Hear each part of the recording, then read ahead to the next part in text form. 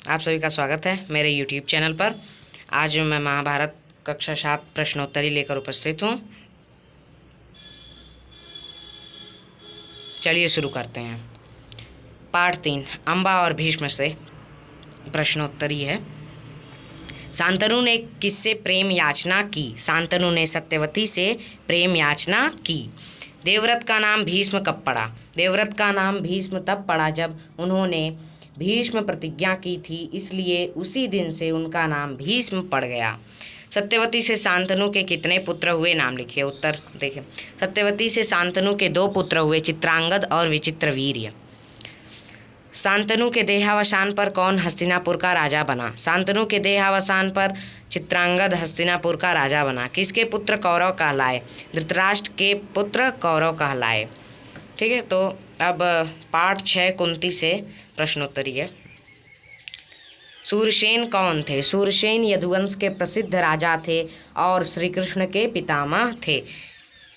कर्ण का जन्म किस तरह हुआ? कर्ण का जन्म इस तरह हुआ। कुंती को ऋषि दुर्वासा ने आशीर्वाद दिया कि तुम किसी भी देवता का ध्यान करोगी तो वह अपने ही समान एक तेजस्वी पुत्र तुम्हें प्रदान करेगा। इस प्रकार कुंती ने सूर्य की उपासना की और सूर्य के समान तेजस्वी कर्ण को जन्म दिया। अधिरथ कौन था? उसे पेटी में क्या मिला? अधिरथ एक सारथी था, उसे पेटी में एक सुंदर बालक सोते हुए मिला। पांडु को किसका श्राप मिला और क्यों? पांडु को ऋषि का श्राप मिला क्योंकि उन्होंने ऋषि दंपति को मारा। कुंती का विवाह कहाँ और किससे हुआ? उत्तर, कुंती का विवाह हस्तिनापुर के राजा पांडु से हुआ। अब दीर्घ उत्तरीय प्रश्न देखेंगे। प्रथा कौन थी? उसका नाम कुंती कब पड़ा? सूरसेन की पुत्री का नाम प्रथा था, उसका नाम कुंती तब पड़ा। अपने वचन के अनुसार सूरसेन ने अपने फुफेरे भाई कुंती भोज को प्रथा गोद दे दी। कुंती भोज के यहाँ आने पर प्रथा का नाम कुंती पड़ गया। महाराज पांडु के साथ वन में क्या घटना घटी?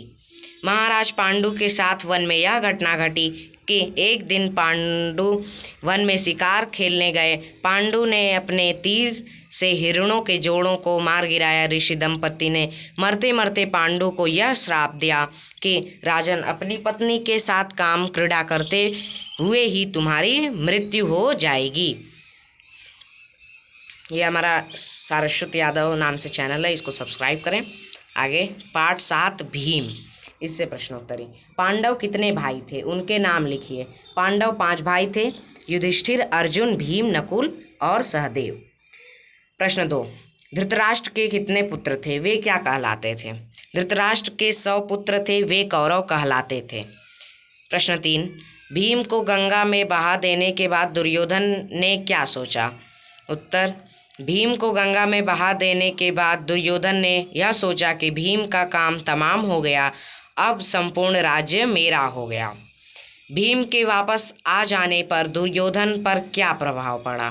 भीम के वापस आ जाने पर दुर्योधन पर यह प्रभाव पड़ा, वह आश्चर्य हुआ और उसका हृदय क्रोध से और जलने लगा।